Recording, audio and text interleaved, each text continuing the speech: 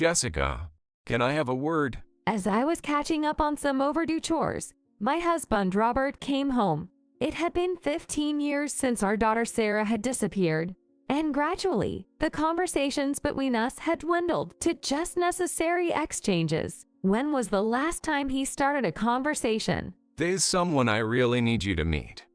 I'll call them in now. Robert called towards the entrance, and with heavy footsteps, a plump young woman entered the living room. She might be in her mid-20s, but her chubby cheeks and jaw made her face appear much younger. Staring at the young woman's face, which was sporting a creepy grin, a shocking possibility crossed my mind. Could she be? Sarah, is that you? Wow, to recognize me even after 15 years. You really are my mother. I guess you never stop being a mom. But all that ends today. Confused, I was looked down upon by Sarah and Robert, both sneering. Then, I was struck by a horrendous truth and lost for words, collapsing right there. How funny. I just wanted to see that look on your face. It was all worth it, deceiving you for 15 years. My husband, Robert, laughed heartily, oblivious to his own downfall, not realizing he was already spiraling toward ruin. My name is Jessica. I married at 24 and had our beloved daughter Sarah the following year, settling down quite early by today's standards. Looking back, my newlywed years might have been the most fulfilling time of my life. I've known Robert since high school. In high school, I fell for his passion at first sight and agreed to date him. But even though we became a couple, he never really spent time with me. Sorry.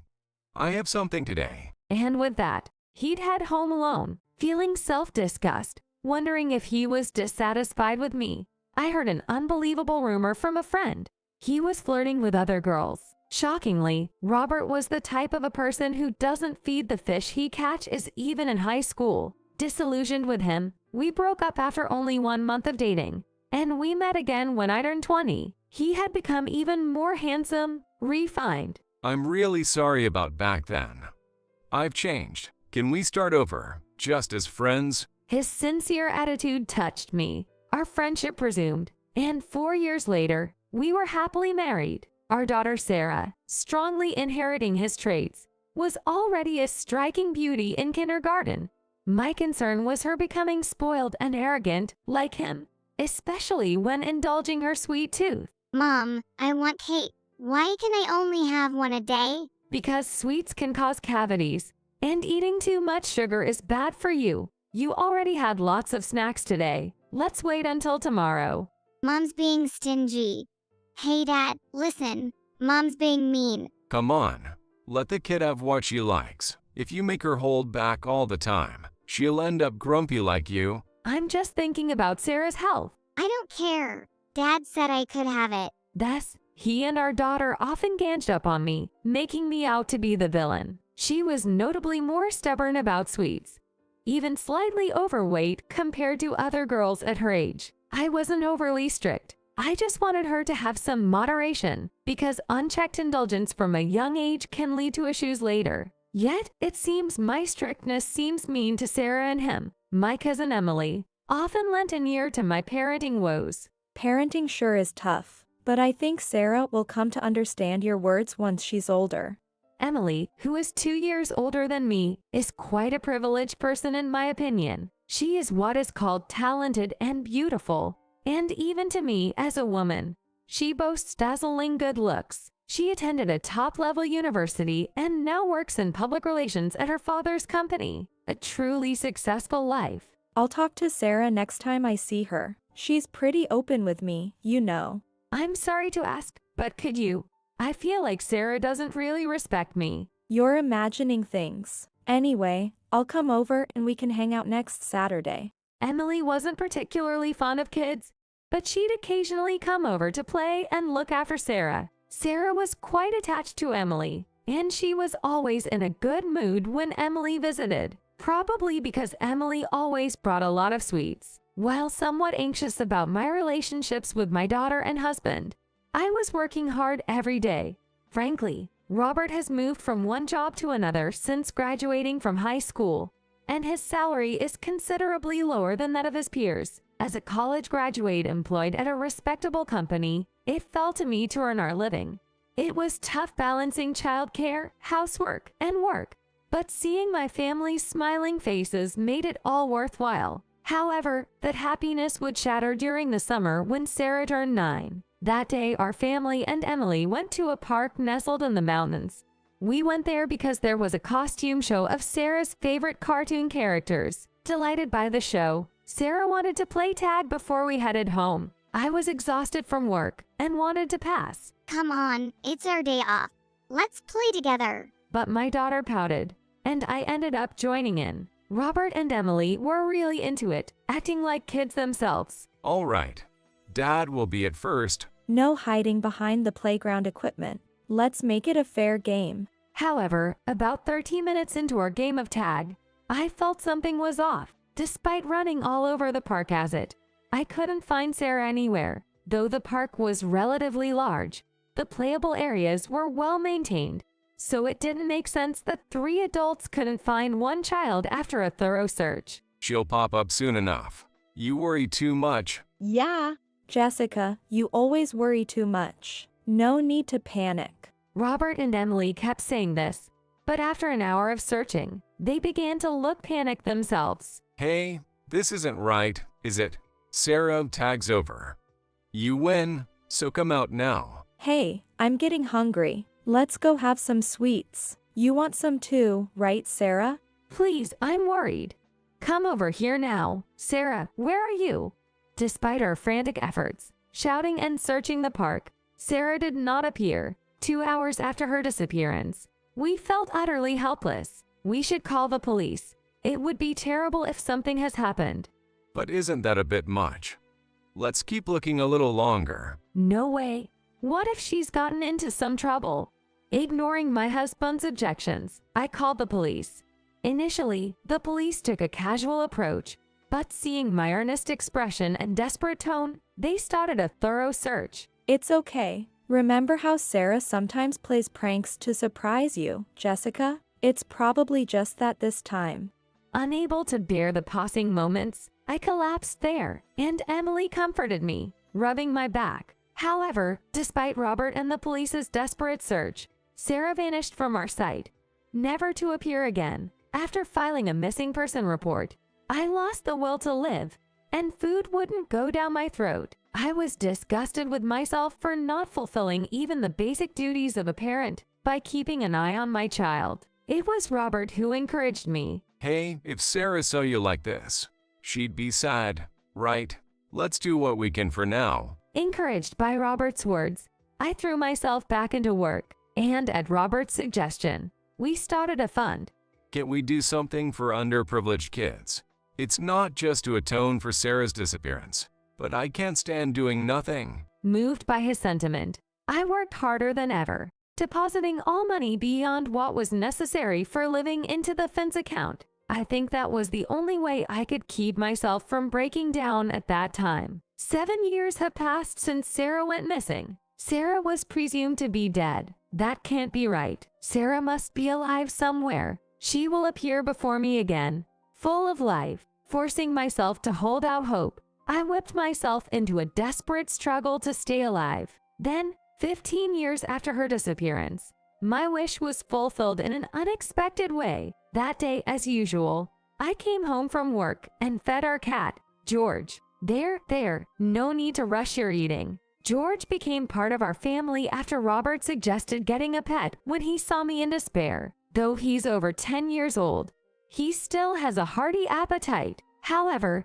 being a strictly indoor cat, George has several favorite spots around the house and often disappears except when it's time to eat. Jessica, can I have a word? As I was catching up on some chores, Robert came home. Lately, our conversations had dwindled to nothing more than necessary exchanges. Now I don't even know what kind of job he has. What's up? If you haven't eaten yet, I can start dinner. No, that's all right. More importantly, there's someone I really need you to meet. I'll call them in now. Just as I was about to do something wife-like, Robert called towards the entrance. Entering the living room with heavy footsteps was a plump young woman. She might be in her mid-20s, but her chubby cheeks and jaw made her face look younger. Looking closely at the young woman's face, which bore an unsettling grin, a shocking possibility crossed my mind. It couldn't be. No, there's no reason to deny it. If that's the case, she is. Sarah, is that you? Wow, you recognize me even after 15 years. You really are my mother? Where have you been all this time? Come, let me see your face closer. Perhaps due to the long absence, I couldn't feel the reality of Sarah's presence. She might even be an illusion, driven by a desire to dispel this fear and a longing to never let go again. I moved to embrace her, but Sarah stepped back. What? You think this is a tearful reunion? Stop, it's creepy. Don't come any closer. She showed her palm to me, signaling rejection. Even though I had just reunited with my daughter after 15 years, not being allowed to come closer left me bewildered. Completely confused, I sat down. Hey, what's going on here? I get that this girl is Sarah, but why is she acting like this? I asked Robert for an explanation as he looked down at me with a smug smile. Then, pointing at me, he burst out laughing. How funny. Yes, that's the face I wanted to see. Sarah, how about it?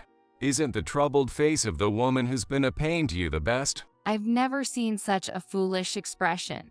Acting all motherly, always so strict. I really didn't want to come, but I'm glad I did what Dad said. Laughing just like her father, Sarah jiggled her obese frame. Even though they were mocking me, I still thought to myself that they really were father and daughter. Then, I heard the front door open. Entering the living room was Emily, who looked just as beautiful as she did when she was younger. Oh, you've already met. Yep, that's the dumb face I expected. Oh boy, it was worth deceiving you all this time. So, are we done clearing the air? Not yet.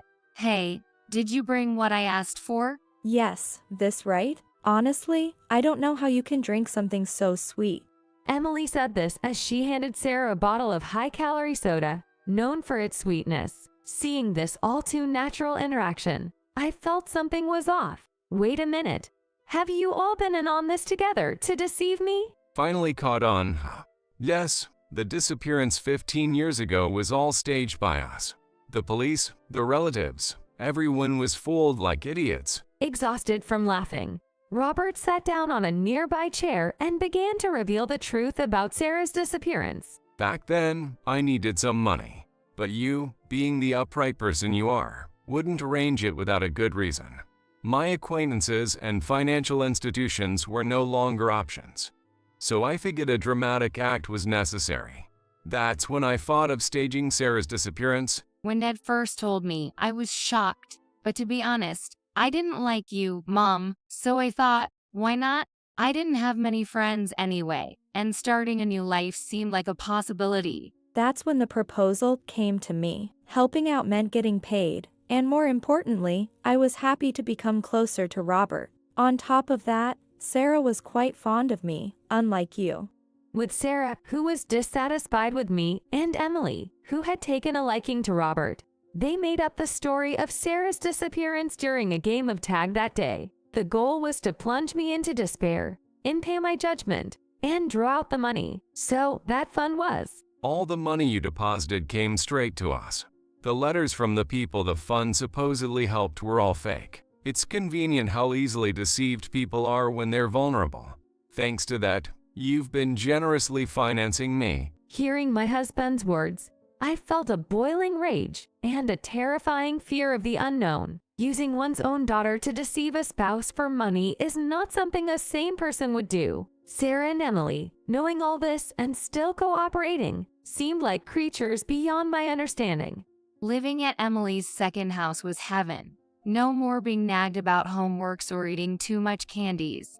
Instead, I could eat sweets whenever and as much as I liked. For me too, working at Dad's company wasn't enough to cover the necessary expenses, so the money you put into the fund was very helpful. That's why I can stay so beautiful. Sarah and Emily lived together due to their mutual interests, but it seems they didn't have any major conflicts. Emily's second house was much larger than ours, and it was good that they didn't have to see each other unless necessary. But you're supposed to be dead.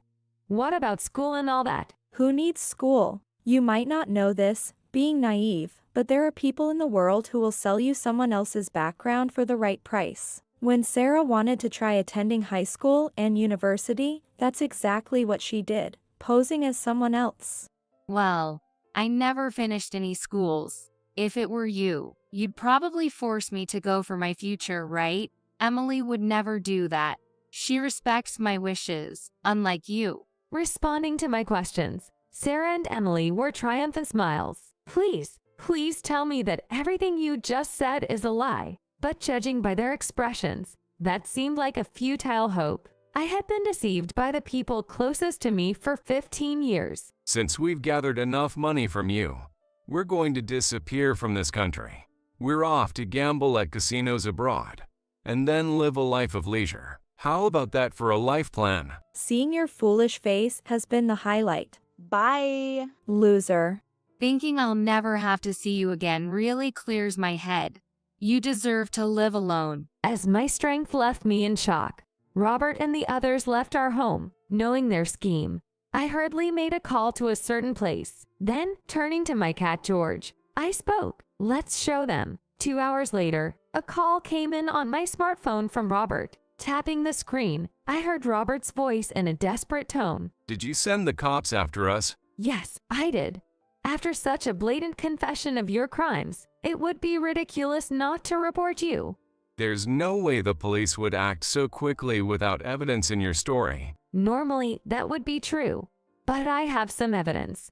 I'm sending it to you now. Saying this, I switched screens on my smartphone and sent Robert a video file. Seeing the data immediately, Robert asked in a stunned voice, Hey, how do you have this footage?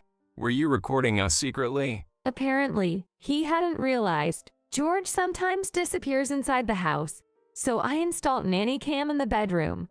You wouldn't know since you hardly come by. Thanks to the nanny cam, I got all your confessions on video. With this evidence, I reported that people involved in forging passports were heading to the airport, prompting the police to act. Robert had mentioned they were headed abroad, which would definitely require passports. However, since Sarah was legally deceased, her passport would have to be a fake. Anticipating their next move to commit a crime, I assumed the police would intervene. I'll also make sure you pay for embezzling the Finn's money. I wonder how long you'll end up living in prison. Damn it, stop joking around. Shit, the cops are here. Hey, both of you, let's run. Robert cussed and hung up the phone. They were probably at the airport or somewhere similar, encountering the police and trying to flee. Later, the police informed me that they had apprehended Robert, Emily, and Sarah. Due to my involvement, I was questioned by the police several times. It was a tedious process, but the only benefit was the opportunity to talk to Sarah. You've grown up quite a bit. It doesn't matter if I'm overweight. Like Emily, I can just get liposuction or plastic surgery to look pretty quickly. So that was your mindset. But you should take care of your health. It could get serious eventually. What? Don't start playing mom now. Seeing Sarah's displeasure, I ended the visit without further conversation. Later in the trial, Robert and Emily received prison sentences. Emily, having been disowned by her wealthy parents, faced a tough life after release. Robert lost all his assets due to my alimony and damages. What kind of life he would lead after losing his job was no longer my concern. And as I had predicted, a serious blood disorder was found in Sarah, eating sweets indiscriminately to the point of gaining that much weight. Even someone in their 20s was at a high risk of disease. Whether or not she could start over while dealing with her illness depended on Sarah's efforts. Still, I can't just abandon her. Knowing Sarah's situation, I decided to support her treatment costs and watch over her quietly. She had deceived me for 15 years, but I still couldn't easily sever the parent-child bond. However, Sarah despised me, so she might refuse if she knew I was supporting her openly. It would be much better if she didn't know. Yet, my plan didn't go as intended in a good way. One day after work, I received a call from an unknown number on my smartphone. Hello, who is this? The voice on the other end was hesitant and poorly articulated. Mom, thanks for the treatment costs. And I'm really sorry for everything up to now. I should have listened to you. It's okay. We can still make a fresh start. Let's do this together. With tears in my voice, I made a promise to do everything I could to make up for the lost time with my daughter.